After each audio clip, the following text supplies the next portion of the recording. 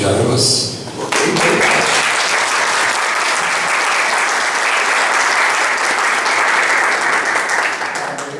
Muito obrigado aí, viu? Muito obrigado. E nós vamos então agora ao último grupo. Gente, a gente sai daqui com vontade de participar desses grupos, né? São tantas coisas, tantas reflexões boas e nos envolvem, né? Eu espero que isso seja uma injeção de ânimo aí para quem não está nos grupos participar dos grupos. No meu grupo nós vamos fazer o seguinte: eu vou convidar os membros do meu grupo que vêm até aqui só para eu apresentar rapidinho, e nós escolhemos um dos membros para fazer uma apresentação de uma leitura. Nosso grupo é leitura e releituras do texto bíblico. Então, Judson, que é funcionário do centro, funcionário da PUC, ele é mestre em administração. Vem para cá. Pastor Cândido é da Igreja Manancial. Ele veio do Espírito Santo especificamente para esse nosso encontro. Ele vai fazer uma leitura da parábola do filho pródigo em nome do grupo. Jonatas, ele ajuda também aqui no grupo, no centro. Ele é doutorando, ele é mestre em língua portuguesa, está fazendo doutorado em língua portuguesa. Então aqui, hoje foi o dia de linguística e literatura. Não é? Nós estamos bem na vida. Não é? Nós estamos bem na vida. Então eu fico muito contente por isso. E escuta, meus alunos que estão aqui, o William e o Igor, por favor, aprendam bem nas aulas, porque é importante a linguística para tudo que está aqui, né? Então tá bom.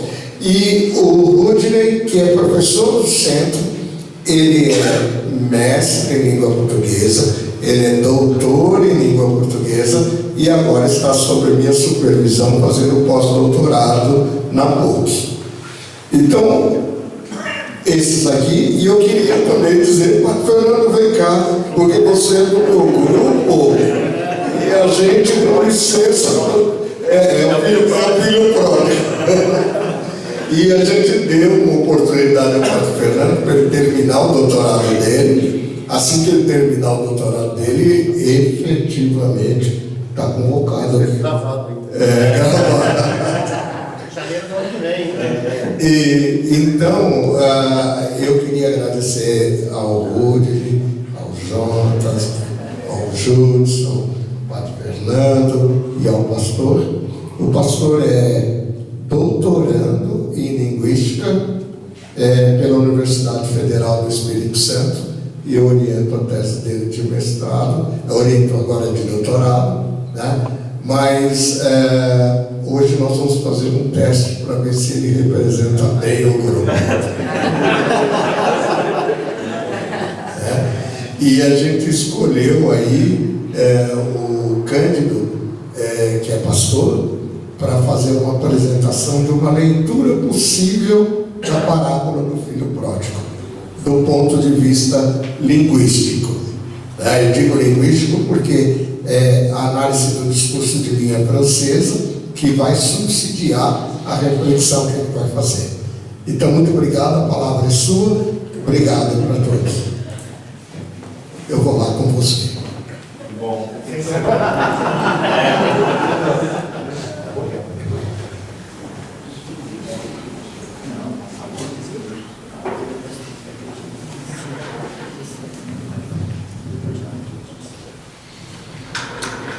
Shabbat Shalom.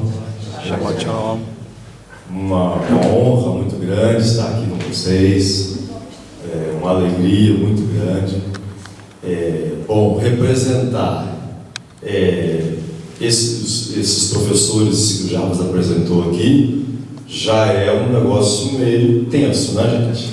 Porque vocês viram que são professores, linguistas, analistas do discurso do mais alto nível. Eu tenho tido o privilégio de compartilhar com alguns deles, pelo menos assim, mais próximo, no outro grupo de pesquisa, que é o Discute, nós temos dados do discurso, e esse grupo é uma fonte maravilhosa, são linguistas de altíssimo nível.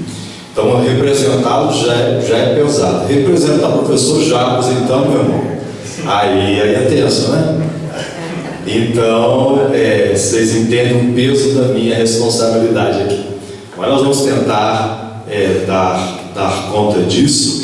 E eu só queria, muito brevemente, né, depois da fala do professor Matias, no primeiro momento,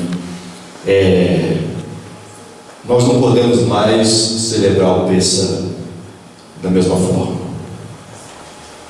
A nossa Páscoa, ela tem que ter a reflexão, porque o coelhinho nos tira a reflexão original do Pêssaro, né? Do opressor, o oprimido, e a libertação do oprimido, e o cumprimento no Novo Testamento em Cristo. E o grupo que me antecedeu aqui, acho que também mostrou isso, né? O cumprimento do Cordeiro Pascual. Bom, para reflexão, acho que depois de ouvir a fala dele, não dá para a gente celebrar a Páscoa do mesmo jeito. E a terra geme quando o opressor reina. A terra geme. Bom, vamos lá.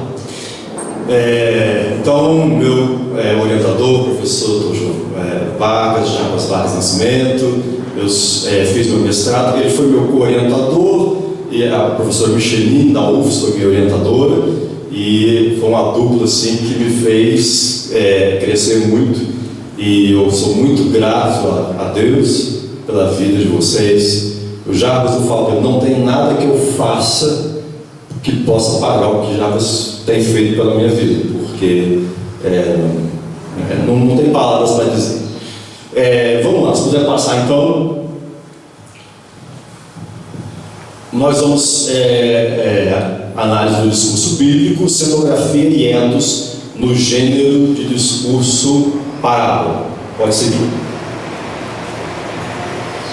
Nosso objetivo geral é examinar a forma como a cenografia e o etos discursivo organizam o funcionamento do discurso bíblico em seu gênero parábola. À medida que a gente for fazendo a leitura do texto, nós vamos falar um pouquinho sobre essas categorias de cenografia e de etos, ok? Pode seguir. Nosso aparato teórico-metodológico, análise do discurso de linha francesa na perspectiva e a iniciativa discursiva do professor Menguenot, né, da francês. Então, a nossa análise é uma análise linguística discursiva, ok? Dentro no interior da linguística, mas mais especificamente a partir da análise do discurso de linha francesa, da chamada AD, e mais especificamente na proposta do professor Menguenot. Pode seguir.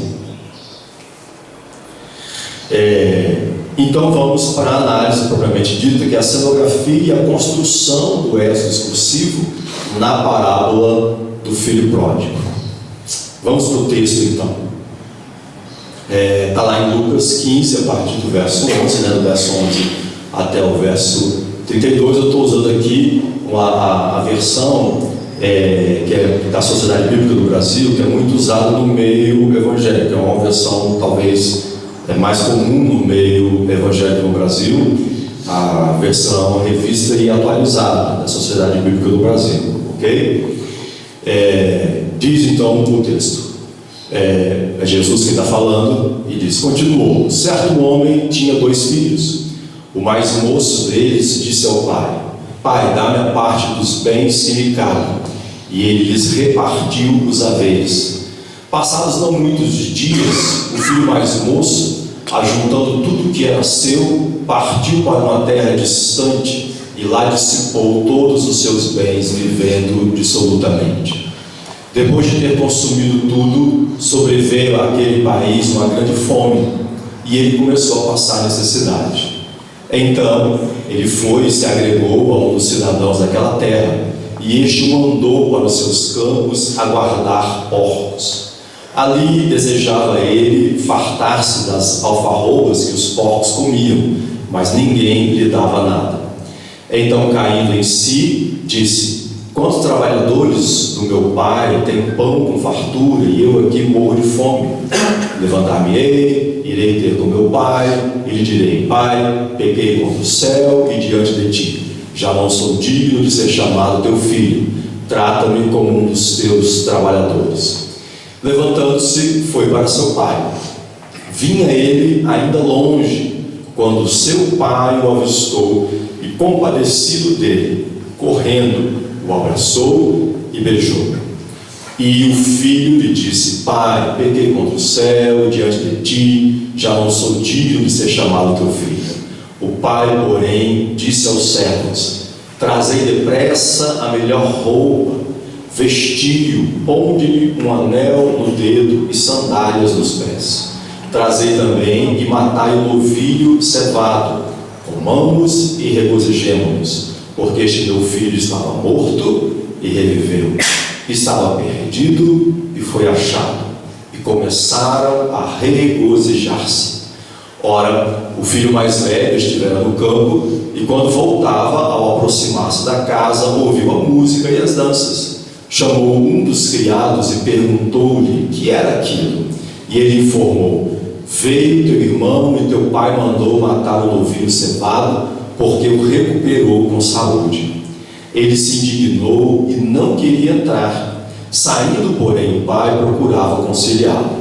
Mas ele respondeu a seu pai: há tantos anos que discípulos sem jamais transgredir uma ordem tua, nunca me deste um cabrito sequer para alegrar-me com os meus amigos. Vindo, porém, esse teu filho que desperdiçou os teus bens com meretrizes, tu mandaste matar para ele o novilho cevado. Então lhe respondeu o pai: meu filho, tu sempre estás comigo, tudo o que é meu é teu. Entretanto, era preciso que nos regozijássemos e nos alegrássemos. Pode seguir. Nós vamos, a parábola tem muitas coisas, nós vamos nos concentrar, na verdade, num trecho da parábola, né? Essa segunda parte do filho mais velho não dá tempo de fazer aqui, nós íamos gastar muito tempo. Então nós vamos nos concentrar num trecho da parábola, ok? O discurso, nós tratamos então a parábola, apreendemos a parábola como discurso. O discurso pródigo se fez no capítulo 15 de Lucas, e é o terceiro de uma sequência de 3 discursos do gênero parábola. Se você pegar o capítulo 15, tem uma breve introdução, quando diz que os pecadores, aqueles chamados pecadores, se aproximavam de Jesus. E aí inicia-se então a narrativa de 3 parábolas. Todas as 3 parábolas têm como foco algo que foi perdido e que depois é recuperado. Então você tem a parábola da ovelha perdida, e o bom pastor vai atrás da ovelha e recupera a ovelha. Você tem a dracma perdida, que é a moeda que uma mulher em Lucas, né? Uma mulher procura essa dracma, encontra a dracma, e depois encerra-se a trilogia de parábolas com o filho perdido, o filho pródigo, que é reencontrado. Posso fazer uma intervenção rapidinha? O professor Matias levantou alguns elementos lexicais na análise que ele fez.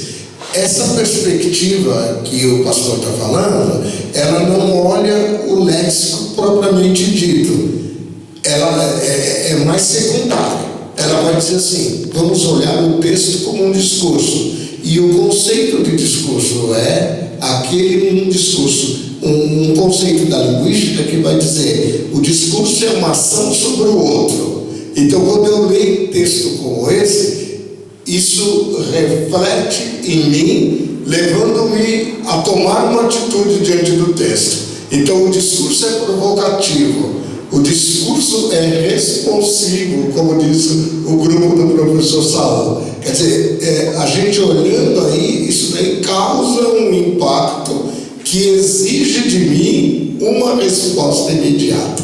Então é nessa perspectiva que ele vai olhar o texto. Pode seguir. a cenografia pedagógica. Aí a gente precisa falar um pouquinho do conceito de cenografia. O professor Menguenot, dentro da linguística, nós falamos da situação de comunicação. Então, isso aqui que está acontecendo, por exemplo, aqui nós temos uma situação de comunicação. Existe enunciador, existe o que alguns chamam de receptor, que o Menguenot diz que é um co-enunciador, porque à medida que a gente enuncia, vocês estão aí cada um fazendo suas leituras, então vocês estão co-enunciando conosco, ok? Então é uma situação de comunicação. Menguenot, ele chama a situação de comunicação de cenas de enunciação. E dentro das cenas de enunciação existe a cenografia, que une a ideia da cena teatral com grafia, ok? Então é a cena do discurso, que o discurso ele vai produzir a cenografia para atingir os seus objetivos discursivos, ou ele vai construir essa cenografia, ok? Então nós temos na parábola uma cenografia pedagógica. Por quê? Porque a parábola era um instrumento de ensino. E aqui temos doutores aí na cultura judaica que sabem muito mais do que eu, né? Como os rabinos utilizavam as parábolas no Primeiro Testamento, né? Você já tem muitas parábolas em Ezequiel, Juízes, você tem parábolas, ok? Então, o uso da parábola como um instrumento pedagógico, como um instrumento didático para trazer ensino. E Jesus se apropria disso e vai utilizar a parábola. Então, por isso nós entendemos que há uma cenografia pedagógica quando se instaura essa tríade de parábolas, especificamente a que nós estamos examinando, a do filho pródigo. Essa cenografia é instaurada pelo enunciador a partir de uma trama familiar, onde são apresentados 3 interlocutores. Nós temos o pai, temos o filho mais moço, que é o pródigo, e o filho mais velho. Nós vamos aqui nos concentrar no filho mais novo, não vai dar para analisar muito o filho mais velho. Bom, logo de início se impõe uma dramaticidade peculiar ao discurso, na medida em que esse filho mais moço pede a sua herança e pede para sair de casa. E aí ele pode seguir, porque nós vamos entrar aí para entender isso nas condições sócio-históricas e culturais de produção do discurso, que é algo que o professor Menguenot fala muito. Para você compreender um discurso, você tem que compreender as condições de produção. O discurso ele não nasce assim, né, no ar. Existe uma comunidade discursiva, existe um ambiente social, e aí o grupo que nos antecedeu fala tanto sobre isso, um ambiente social onde esse discurso é gerado e é produzido, ok? Então quando a gente vai analisar as condições sócio-históricas, aqui é bem o resumo, tá, gente? Pode lançar aí, a gente vê que há uma grande ruptura social na decisão do filho. Por quê? Por causa da figura paterna e do que o pai representava naquele contexto social. Você tem um contexto romano, pode passar aí. Pelas leis romanas, o pater familias era o único que tinha personalidade jurídica. Só após a morte do pai, o filho poderia pedir herança. Então, o filho chegar e pedir a herança com o pai ainda em vida, é como se ele estivesse dizendo assim: velho, você está demorando muito para morrer, então eu não tenho paciência de esperar você morrer, eu quero minha herança logo. O que está acontecendo ali, quando Jesus está narrando, é isso que está se passando. E aqueles co-enunciadores estão ali presentes naquele ambiente onde ele está enunciando a parábola, eles compreendiam perfeitamente isso. A ruptura social, que era um filho dizer para o pai: olha, eu quero minha herança, com o pai ainda vivo. Ele estava desejando a morte do pai, ok? E aí nas leis judaicas, pode seguir? Bom, vocês, aqui tem gente que entende muito mais do que eu, mas a figura do pai na cultura judaica, né, a ideia do patriarca Abraão. Hoje em dia a gente fala do patriarcado e há uma conotação muito negativa, né? Mas aí, quando você vai entender o feminismo, vai entender, aí você começa a entender o patriarcado de outra forma, como é que aquela cultura funcionava. Mas a figura do pai era a figura do protetor, era a figura do provedor, era a figura daquele que supria a necessidade. Então, ser descendente de Abraão era ser herdeiro das promessas de Deus a Abraão. Ser descendente de Abraão era participar de uma bênção dada a Abraão por Deus, né? Então você tem a figura do patriarca, você tem a cerimônia do bar mitzvah, né? Onde o pai pegava o menino, até hoje, né? No centro judaico isso acontece, levanta o menino, esse é meu filho amado em quem eu tenho prazer, esse é meu filho amado que me traz muita alegria. Então essa relação do pai com o filho, né? O filho como a continuação do pai, é uma ligação muito forte, né? E adorar, honra teu pai e tua mãe, está lá no decálogo, gente. Quem fez catecismo aí deve lembrar perfeitamente, honra teu pai e tua mãe, não é? Então a figura paterna na cultura judaica, creio eu, era ainda mais forte do que era no mundo romano. Naquele ambiente judaico, a figura do pai era a figura do protetor, do provedor, daquele que amparava, que cuidava. Então, o desejo do filho de sair da casa do pai e pedir a herança do pai ainda em vida era uma ruptura social muito forte, ou seja, era um pecado muito forte que o filho estava cometendo ali, uma agressão. Ele estava renegando não só o pai, ele estava renegando a nação de Israel, ele estava renegando o Deus de Israel ao fazer aquilo, porque ele perdia o nome do pai. Quando ele fazia isso, se isso acontecesse, ele perdia o nome do pai. Então ele estava rejeitando, desprezando o nome do pai, o nome da nação, a história da nação e o Deus da nação.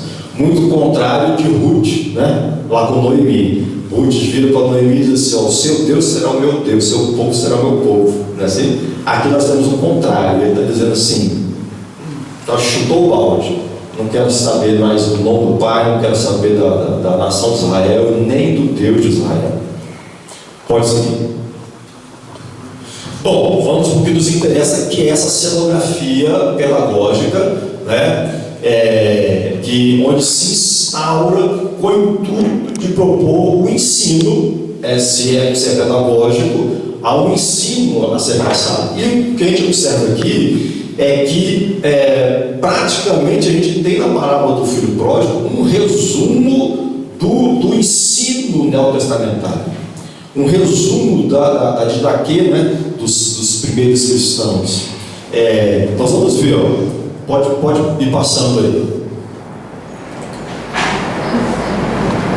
Nós temos o pecado representado na atitude do filho para com o pai, essa tremenda desonra que ele comete com o pai.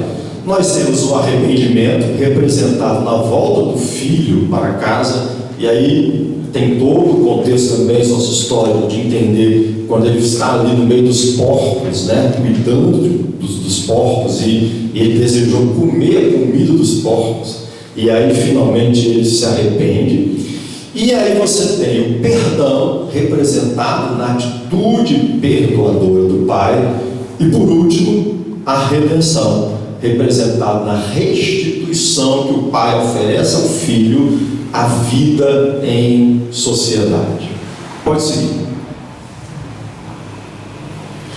A partir do recorte 20, a gente chama recorte porque dentro do discurso, então nós vamos agora analisar uma parte do discurso. Vamos fazer aquele recorte, como se fosse um bolo, você tira aquele pedacinho para examinar aquele pedaço do bolo, ok? Mas aquele bolo representa o todo, ok? Então, o recorte 20. Eu vou pedir um favor, volta lá no texto, só para eu ler os 3 versículos, pode ir voltando até chegar no texto. Eu devia ter colocado ali de volta. Obrigado. Pode chegar, pode ir no texto. Olha lá, a partir do verso 20 é quando vai falar da atitude do pai. né? Porque diz, levantando-se, foi para seu pai. Vinha ele ainda longe, quando seu pai o avistou, compadecido dele, correndo, o abraçou e beijou. E o filho disse: pai, peguei contra o céu diante de ti, já não sou digno de ser chamado teu filho, que era isso que acontecia, tinha renunciado o nome do pai. O pai, porém, disse aos seus servos: trazei depressa a melhor roupa, vestiu, ponde-lhe um anel no dedo e sandálias nos pés. Trazei também matai o novilho cevado, comamos e regozijemos, porque este meu filho estava morto e reviveu, estava perdido e foi achado, e começaram a regozijar-se. Então, esse recorte específico a gente vai tratar agora. Aí vou pedir para você voltar lá onde estava. Perdão aí, porque ok, chegamos aí. Então, nós temos agora o ethos discursivo. Aí é a categoria de ethos. No discurso, quando você, dentro de uma cenografia que é instaurada para essa enunciação ser produzida, a própria leitura enunciativa, a própria produção enunciativa vai fazer emergir um ethos. Ethos é uma categoria que vem lá da retórica, que os estudantes de retórica conhecem, mas o Menguenot, ele traz isso para o discurso. Na retórica, o ethos falava da forma como o orador se apresentava. Aqui no discurso, o ethos mostra o que o enunciador, qual o ethos que o enunciador busca construir, que essa enunciação faz emergir naturalmente. Todo discurso tem uma voz, diz Menguenot, e essa voz ela tem uma corporalidade, ela assume uma corporalidade, ok? Nós vemos então esse ethos que constrói a ideia do pai, né, que demonstra amor e perdão. Há um entrelaçamento o tempo todo entre a figura do pai, do pródigo, e a figura do Pai Celeste. Quando a gente lê o próprio processo de leitura da parábola, isso é automático. Você liga a figura do Pai físico ao Pai Celeste.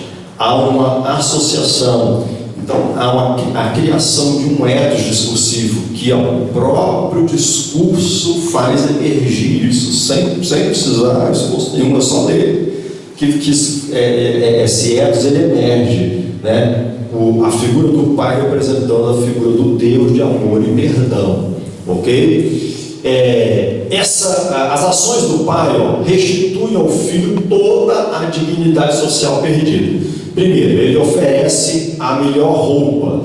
Somente os nobres possuem roupas finas. Os nobres aí, eu não acho uma palavra mais adequada, mas na verdade as famílias que viviam em liberdade, que viviam socialmente ambientadas, então você tinha as vestes finas que eram usadas principalmente nos festivais, né? Nós estamos aproximando agora de Tabernáculos, uma festa judaica importante. Então as festas, né, eles se vestiam de roupas. Lá no Primeiro Testamento nós temos Jacó, quando Jacó dá aquela roupa bonita para José, os irmãos ficam enciumados, né? Então assim, quando ele oferece essa roupa, ele está restituindo ao filho a dignidade social que a roupa representava, ok?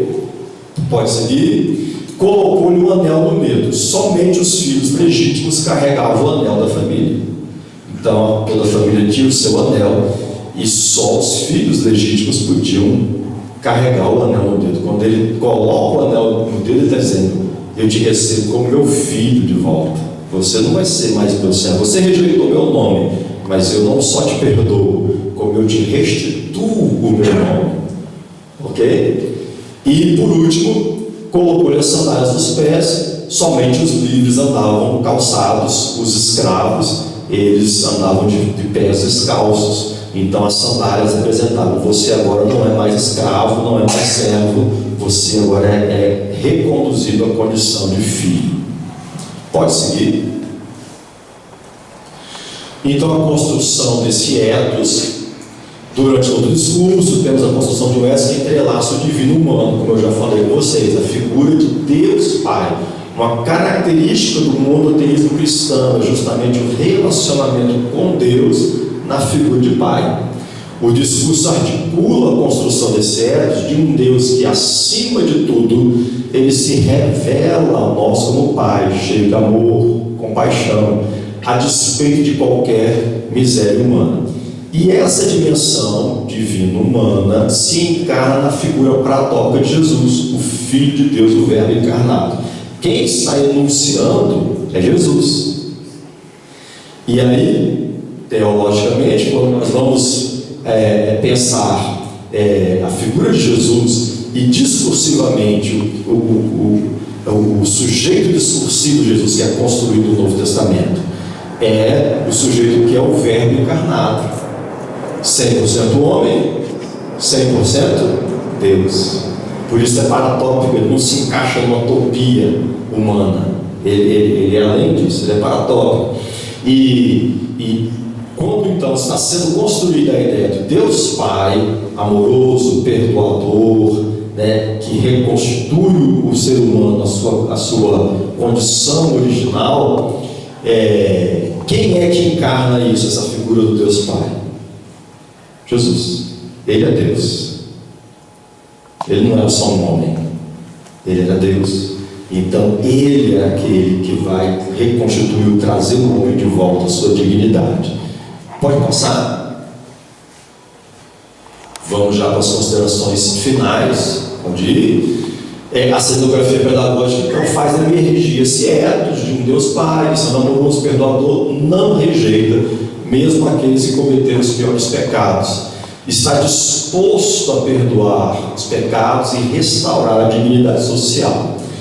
E aqui o segundo ponto: o ethos de Deus Pai se encarna na figura paratópica do sujeito discursivo Jesus. Mas está dizendo sujeito discursivo é porque esse enunciador, né, ele é visto pelo discurso, não é o sujeito empírico, Jesus pessoa, mas nós estamos falando do Jesus que o discurso constrói.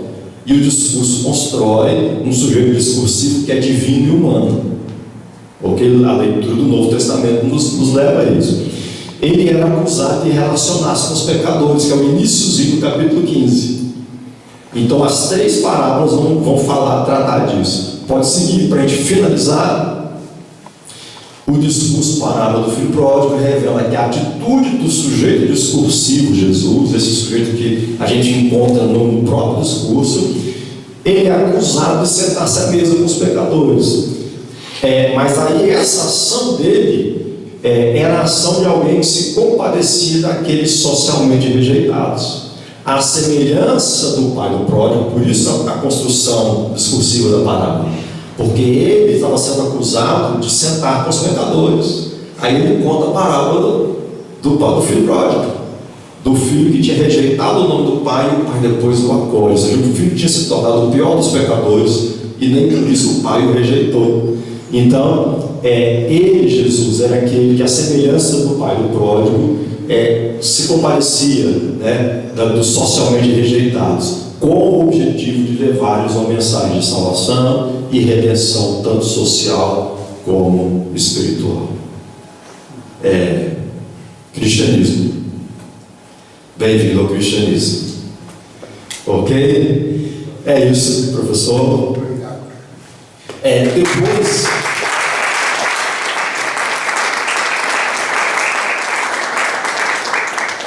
Tudo bem? O que você ia falar?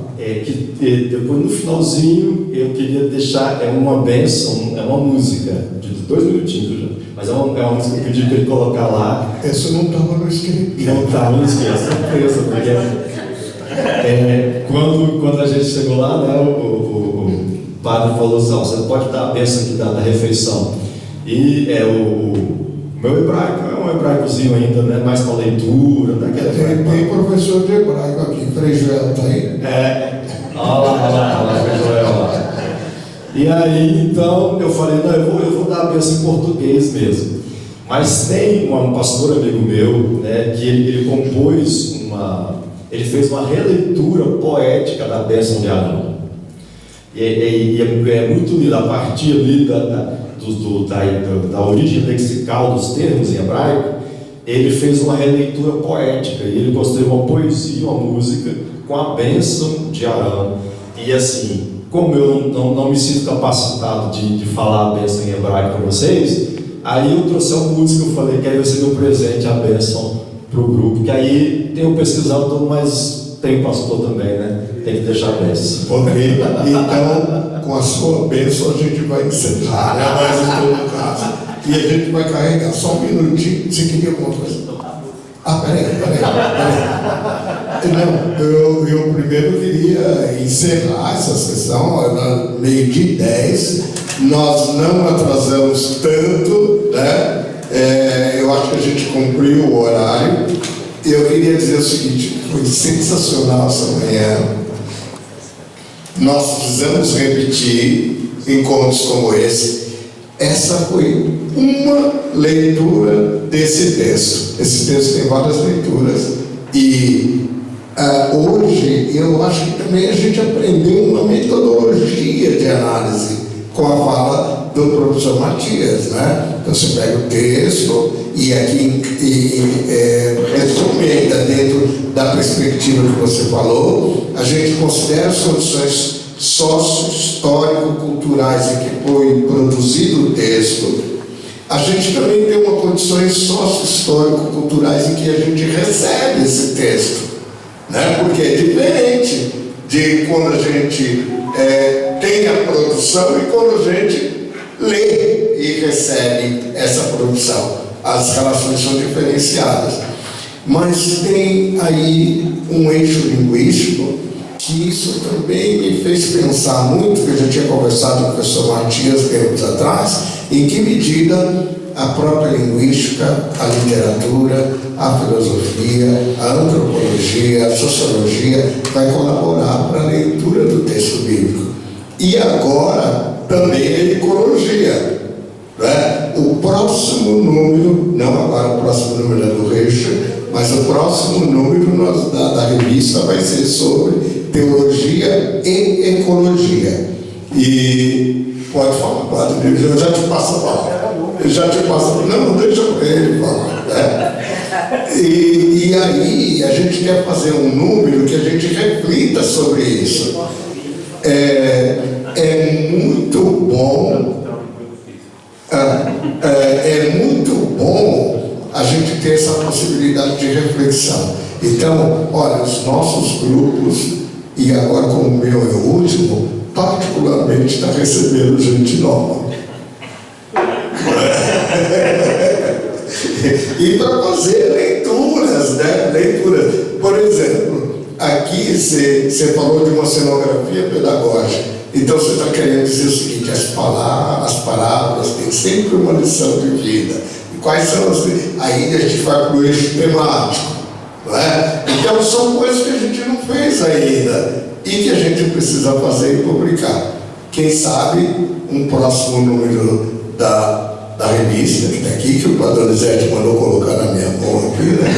Um próximo número seria releituras de textos bíblicos que a gente possa encaixar aqui. E William, aquela leitura do Cântico de Miriam, por exemplo, caberia muito bem com a leitura, mas como foi a metodologia que você empregou para fazer e tudo, né? É uma contribuição muito boa. Então eu fico muito contente de estar nesse primeiro encontro, receber todos vocês, saber que todos estão aqui dispostos a colaborar com o centro, porque o centro é fundamental que a gente faça pesquisa nessas diferentes áreas e que a gente possa contar sempre com vocês. Muito obrigado. Eu vou passar a palavra para o Donizete e em seguida nós vamos ver aí a sua bênção, a bênção do pastor, viu? E depois vem a bênção do padre, né? Não, todos são cristãos, então uma só bênção, e o original em hebraico é a bênção de Arão. Porque entre nós católicos, vocês conhecem aquela tradicional bênção solene. Não sei aqui se é um texto repetido ou se é uma atualização. Em todo caso, é a nossa bênção comum. Eu queria só agradecer novamente, em nome de todos, em nome do centro, a presença de vocês, pesquisadores, aqueles que vieram entre os alunos, os que vieram de longe, que nos acompanham, e também aqueles que provavelmente vão retomar, porque tudo isso fica gravado, graças ao trabalho do Vitor, e que vai estar à disposição do ccdej.org.br, o site do nosso centro de estudos. Foi uma alegria tê-los aqui, e de modo especial, ele teve a palavra final. Falamos bem e com alegria o pastor Cândido, que mostrou o que nós acabamos de ver, de ouvir e de receber. Somos receptores ou somos co-enunciadores? Eis a questão para uma próxima vez. Agradecer minha acolhida na casa do Sião. Gente, esse povo me acolheu de uma forma fantástica ali. Eu estou desde quinta-feira na casa e quero agradecer ao senhor, Padre José, pela acolhida, a Frei Joel, né? Então, assim, pela acolhida ali, eu me senti muito, muito honrado. Obrigado. Terminamos então ouvindo a bênção de Abraão.